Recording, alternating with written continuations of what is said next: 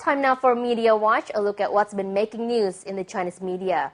4 days after a Russian couple was buried alive by an avalanche in Sichuan province, local rescuers are searching for 4 Hungarian mountain climbers reported missing this week in the same snow-capped peaks of southwest China. While the 4 missing climbers include 2 men and 2 women, rescuers found no traces of the missing climbers, but there were hints of several avalanches and ice falls.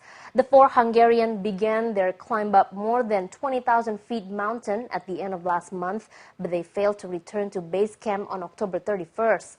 It is the second time this month that mountaineers have been reported missing in the same mountainous region of Sichuan province. On October 28th, 4 Russian climbers were trapped in a snowslide. 2 survived, but 2 others were buried alive in the avalanche and are presumed dead. The Guangzhou Daily reports on the case of a worker sentenced to death with a reprieve for killing his Taiwanese boss in a fit of rage after losing his hand in a workplace accident.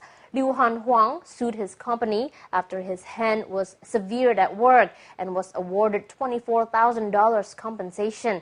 But he wasn't happy with the result, and shortly afterwards, he launched into a violent quarrel with his former boss and finally ended up killing him. Another person in the room at the time was also badly injured. Liu is behind bars and will avoid execution if he remains on good behavior. He also been ordered to pay almost $150,000 in compensation. A government official who faked his daughter's identity, giving her another girl's name and identity number so she could get a place at university, has been sentenced to 4 years behind bars.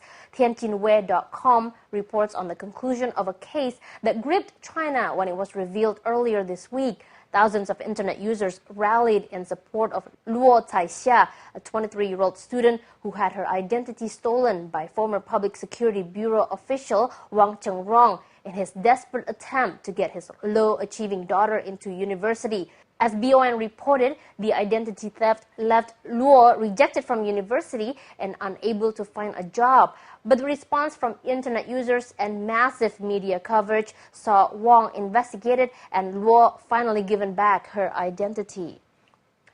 This ship sailing on a river in the southern province of Hubei is called the Blood Ship by locals. In the past 10 years, it has shipped people from Sunjiawan, one of the poorest villages in China, to Yunshan County. The people of Sunjiawan are heading to Yunshan County to sell their blood. For 600 millimeters of blood plasma, each person receives the equivalent of just over $20. And for most Sunjiawan locals, this is the only way to make money except for farm work. This blood station in Yunshan County now has more than 6,000 so-called blood suppliers, 200 of whom come by boat.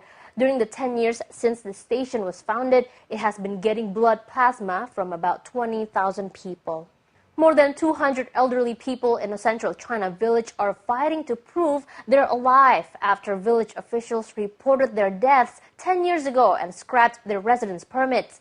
The Shanghai Daily says that without the permits, called hukou, they can't access healthcare subsidies and other government welfare payments. The group were among more than 300 senior residents reported deaths since 1998 in Henan province. 5 villages there had reported deaths to reduce their official population figures, saving money on population-based charges due to be paid to the township government. Because of paperwork difficulties, only about 100 people had their residence permits restored so far. Now to Zhengzhou, the capital city of Henan province, where the authorities have started a new scheme to clamp down on pickpockets. The police there have teamed up with 2,000 university students who have volunteered to help catch anyone spotted pickpocketing. The Legal Daily reports that the volunteers will be working alongside plainclothes police.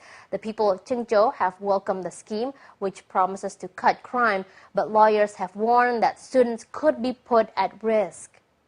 China.com reports on an innovative new service being offered online here in China, the deletion of articles from some of the major websites. The article erasers, as they are called, are being aimed at people and businesses who want to get rid of negative articles or information online. The people behind the scheme claim they can delete articles from China-based websites like Soho, Sina, Baidu, and even Google. And the cost of restoring your reputation? The price for deleting an article from the government-run Xinhua Net is equivalent to about $500, while getting rid of negative stories from Soho.com costs $170 each. Rainbow flags covered downtown Taipei earlier this week as thousands of participants in this year's Taiwan Lesbian, Gay, Bisexual, and Transgender, or LGBT, Pride Parade took to the streets. Taiwan's gay community has called on the island's government to better protect gay rights. Slogans were shouted by dozens of different organizations. Now in its 7th year, the Taiwan LGBT Parade has grown from a humble gathering of 500 participants in 2003 to become the largest annual LGBT parade in Asia. Organizers estimated that there were more than 25,000 participants this year, 5,000 more than they had originally expected. Christian groups held an anti-gay march in Taipei the previous weekend, with 2 former Presbyterian church pastors emphasizing the traditional definition of marriage. A 105-year-old woman in Hunan province has told the Shanxiang Metropolis Daily she hopes to live for another 13 years and become China's oldest living human. Chen told reporters she would continue to eat right, go for daily walks, and remain calm. Chen, whose youngest son is 72 years old and eldest grandchild is 64, is healthy and can still thread a needle. Well, and that's today's Media Watch, and in fact, that's all for now from the team here at BON News. Thanks for watching and see you next time.